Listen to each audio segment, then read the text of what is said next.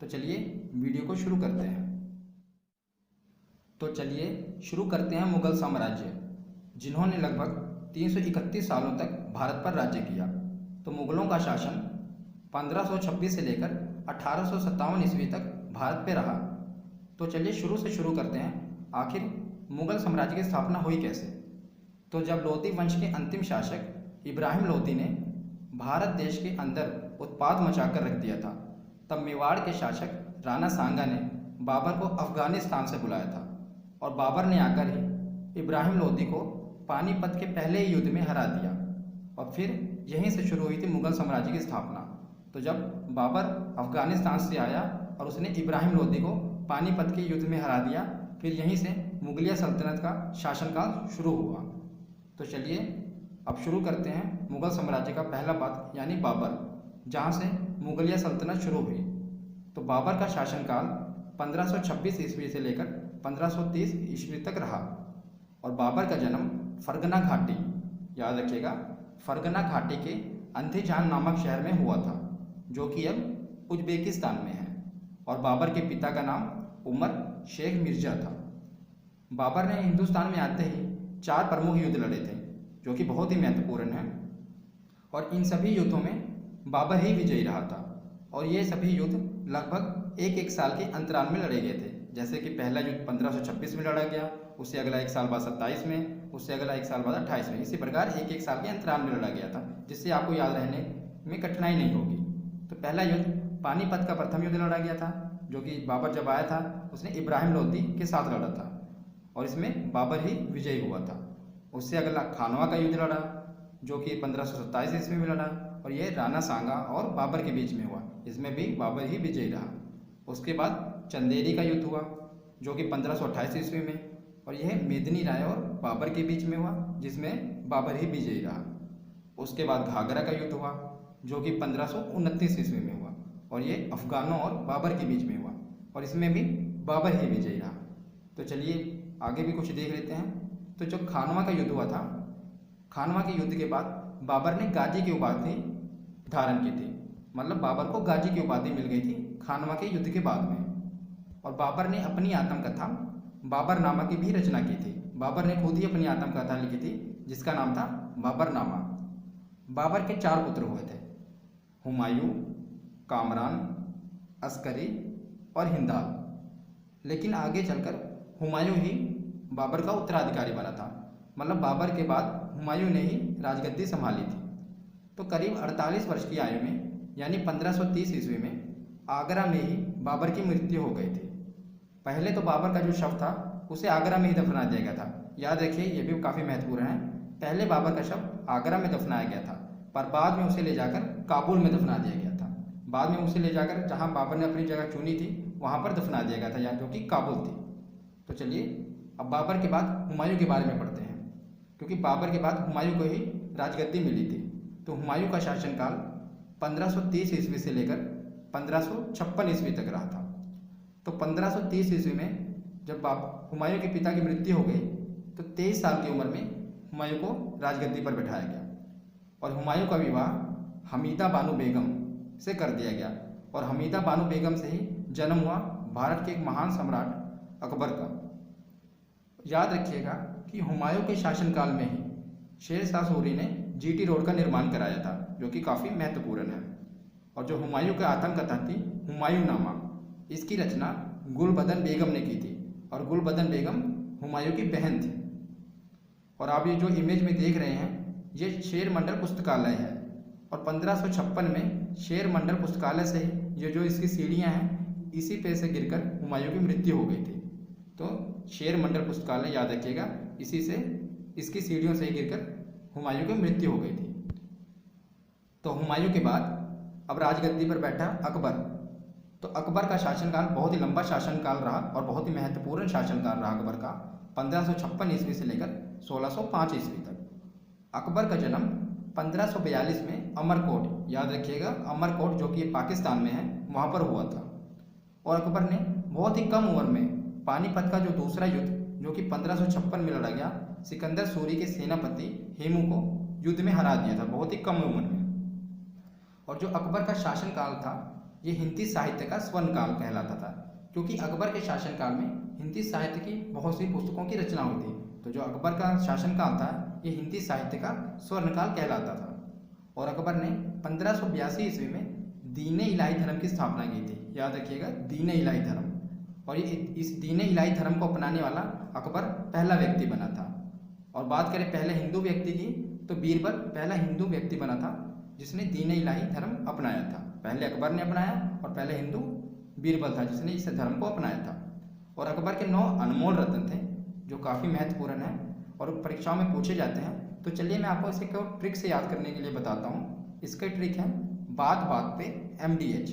इससे हम इसके 9 रत्न को याद करेंगे। कैसे? जैसे B से बीरबल, A से अबुल फजल, T से तानसेन, B से भगवान दास, फिर A से अब्दुल रहीम खाने खाना, T से टोडरमल, M से मान सिंह और D से दो प्याजा यानी मुल्ला दो प्याजा और H से हकीम हकाम। तो ये अकबर के 9 रत्न थे जो कि काफ़ी महत्वपूर्ण थे।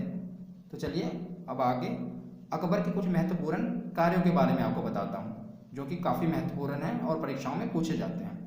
तो अकबर ने दास प्रथा का अंत किया था और जो तीर्थ यात्रा पर कर लगता था उसे भी अकबर ने समाप्त कर दिया था। और सबसे महत्वपूर्ण जजिया कर समाप्त कर दिया था अकबर ने। जो जजिया कर था ये गैर मुस्लिमों पर लगाए जाने वाला कर था जिसे अकबर ने समाप्त कर दिया था। ये काफ़ी बार परीक्षाओं में पूछा गया है। और अकबर ने दीन इलाही की स्थापना की थी और इलाही संवत की शुरुआत भी अकबर ने ही की थी। तो चलिए आगे देखते हैं। अकबर ने गुजरात विजय के बाद बुलंद दरवाजे का निर्माण कराया था। जो आप ये इमेज में देख रहे हैं यह है बुलंद दरवाजा। तो अकबर ने जब गुजरात पर विजय प्राप्त की उसके बाद बुलंद दरवाजे का निर्माण करा दिया था एक प्रतीक के तौर पर। उसके बाद आगे देखिए, अबुल फजल ने ही अकबर की जीवनी अकबरनामा की रचना की थी। तो जो 9 रत्नों में से एक था अबुल फजल, इसने अकबर की जो जीवनी थी अकबरनामा उसकी रचना की। तो अकबर की मृत्यु 1605 ईस्वी में हो गई और ये कहाँ पर? आगरा के निकट सिकंदरा में अकबर का दफना दिया गया था। तो अकबर को आगरा के निकट सिकंदरा में ही दफनाया गया। तो अकबर के बाद अगला शासन किसका हुआ? जहांगीर का। जहांगीर ने 1605 ईस्वी से लेकर 1627 ईस्वी तक भारत पर राज किया, जिसे सलीम भी कहा जाता है। सलीम का नाम ही था जहांगीर। तो अकबर का पुत्र सलीम जहांगीर 1605 ईस्वी में राजगद्दी पर बैठा। और जहांगीर के शासनकाल में याद रखिएगा बहुत ही महत्वपूर्ण है ये, 4 यूरोपीय यात्री भारत आए थे। कौन कौन से? Hawkins, William Finch, sir Thomas Roe और एडवर्ड टेरी। ये 4 यूरोपीय यात्री थे जो जहांगीर के शासनकाल में भारत आए थे। फिर उसके बाद जहांगीर का जो विवाह था वो मेहरुनिसा, जिसे नूरजहां कहा जाता है, उसके साथ करा दिया गया। तो जहांगीर के समय को चित्रकला का स्वर्णकाल कहा जाता था। याद रखिएगा, जहांगीर का वो समय था जिसे चित्रकला का स्वर्णकाल कहा जाता था, क्योंकि जहांगीर ने चित्रकला को काफ़ी इंपॉर्टेंस दी थी, इसलिए इसी के समय को चित्रकला का स्वर्णकाल कहा जाता था। और जहांगीर के प्रमुख चित्रकार कौन थे? तो जहांगीर के प्रमुख चित्रकार थे अबुल हसन। ये भी एग्जाम में पूछा जाता है। तो जहांगीर के बाद बारी आई शाहजहां की, जिसने 1627 ईस्वी से लेकर 1657 ईस्वी तक भारत पर राज्य किया। जहांगीर के बाद सिंहासन पर शाहजहां बैठा और शाहजहां की बेगम का नाम अर्जुमंद बानो, जिसे मुमताज़ कहा जाता है। तो अर्जुमंद बानो को ही मुमताज़ कहा जाता है। ये शाहजहां की बेगम का नाम था। तो शाहजहां के शासनकाल को स्थापत्य कला का स्वर्णकाल युग कहा जाता है, क्योंकि शाहजहां ने बहुत सी इमारतों का निर्माण कराया था जो कि भारत में अभी भी उपस्थित है और बहुत ही महत्वपूर्ण है। तो चलिए इन प्रमुख इमारतों के बारे में पढ़ लेते हैं। तो जैसे कि दिल्ली का लाल किला, ताजमहल, मयूर सिंहासन और दिल्ली की जामा मस्जिद, इसे शाहजहां ने ही बनवाया था। तो ताजमहल और मयूर सिंहासन से ये प्रश्न भी बनता है कि इसके मुख्य कलाकार कौन थे? तो ताजमहल के मुख्य कलाकार थे उस्ताद अहमद लाहौरी जी, और जो मयूर सिंहासन था इसके मुख्य कलाकार थे बादल खां। तो ये काफ़ी महत्वपूर्ण है, याद रखिएगा। तो मैं आपको बता दूं कि शाहजहां की 7 संतानें थीं, पर उन 7 संतानों में से उसके केवल 2 ही ऐसे पुत्र थे जो कि उसके बाद आगे राजगद्दी संभालने के लायक थे। कौन कौन? एक तो दारा शिकोह और दूसरा औरंगजेब। जो दारा शिकोह था ये काफ़ी विद्वान माना जाता था, क्योंकि कहा जाता था कि जितने भी हिंदू धर्म के ग्रंथ हैं जैसे श्रीमद् भगवत गीता, रामायण हो गया, इसका उसने फारसी में अनुवाद करवाया था। तो ये काफ़ी विद्वान था। पर उत्तराधिकारी बनने के लिए दारा शिकोह और औरंगजेब के बीच एक युद्ध हुआ था। याद रखिएगा, ये यूपी PCS में पूछा गया सवाल है, जो धर्मट का युद्ध। तो दारा शिकोह और औरंगजेब के बीच धर्मठ का युद्ध हुआ कि कौन उत्तराधिकारी बनेगा शाहजहाँ के बाद में। तो लेकिन इस युद्ध में औरंगजेब की विजय हुई थी और कई उसके बाद भी कई युद्ध हुए दारा शिकोह के साथ, क्योंकि दारा शिकोह माना नहीं, पर हर युद्ध में औरंगजेब की ही विजय हुई। और बाद में औरंगजेब ने शाहजहाँ मतलब अपने पिता को ही बंदी बना लिया और आगरा के बंदी गृह में ही शाहजहाँ की मृत्यु हो गई थी। तो कितने 74 साल की उम्र में औरंगजेब ने अपने पिता को बंदी बना लिया और जाकर बंदी गृह में उसे बंद कर दिया और 74 साल की उम्र में शाहजहाँ की उसी बंदी गृह में मृत्यु हो गई थी। ये काफ़ी महत्वपूर्ण है, याद रखिएगा। तो शाहजहाँ के बाद अगला शासक कौन बना? औरंगजेब। औरंगजेब ने शाहजहाँ को बंदी बनाने के बाद स्वयं को बादशाह घोषित कर दिया और औरंगजेब ने 1658 से लेकर 1707 ईस्वी तक भारत पर राज्य किया। औरंगजेब ने कई हिंदू मंदिरों को तोड़ने का भी आदेश दिया था। ये पूछा जाता है कि औरंगजेब ने कौन कौन से हिंदू मंदिरों को तोड़वाया था। तो इसमें से कुछ प्रमुख मंदिर हैं, जैसे कि गुजरात का सोमनाथ मंदिर, काशी का विश्वनाथ मंदिर और मथुरा का केशवराय मंदिर। इन सभी मंदिरों को औरंगजेब ने तोड़वाने का आदेश दे दिया था। और पूरे मुगल वंश में सबसे ज़्यादा टैक्स वसूलने वाला शासक औरंगजेब ही था। ये काफ़ी क्रूर शासक था औरंगजेब और इसने पूरे मुगल वंश में सबसे ज़्यादा टैक्स वसूला था और लोग इसे आलमगीर और जिंदा पीर कहकर भी पुकारते थे। इसको भी याद रखिएगा आप, इसे आलमगीर और जिंदा पीर कहकर भी लोग बुलाते थे। और औरंगजेब ने जजिया कर को पुनः लागू कर दिया था, जिसे अकबर ने हटाया था। तो अकबर के बाद औरंगजेब ने फिर से जजिया कर को लागू कर दिया। और औरंगजेब के शासनकाल में मुगल सेना में सर्वाधिक हिंदू सेनापति थे। इसे भी आप याद रखिएगा कि औरंगजेब का ही शासनकाल था जिसमें मुगल सेना में सबसे ज़्यादा हिंदू सेनापति थे। और उसके बाद औरंगजेब की मृत्यु 1707 ईस्वी में हो गई थी, जो कि उस समय खुलदाबाद में हुई थी, जिसे अब रोजा कहा जाता है। तो ये रोजा उत्तर प्रदेश में है, वहाँ पर इसे दफनाया गया था। औरंगजेब के बाद भी बहुत से मुगल शासक हुए, पर वो इतिहास में इतना अपना प्रभाव न डाल सके, मतलब बहुत ही कमज़ोर शासक रहे थे। तो औरंगजेब तक ही हमारे परीक्षाओं में प्रश्न पूछे जाते हैं। फिर भी मैं आपको सभी मुगल सम्राट जितने भी थे सभी को क्रमानुसार याद रखने की ट्रिक बताता हूँ, जिससे आप जितने भी मुगल सम्राट हुए थे, जितने भी मुगल शासक हुए थे, उनको उनके सीरीज वाइज याद रख लेंगे। तो इसकी ट्रिक है भाजी सब्जी फॉर मासा। यही है इसके ट्रिक, जिससे जितने भी मुगल सम्राट हुए थे आप सभी को याद रख पाएंगे।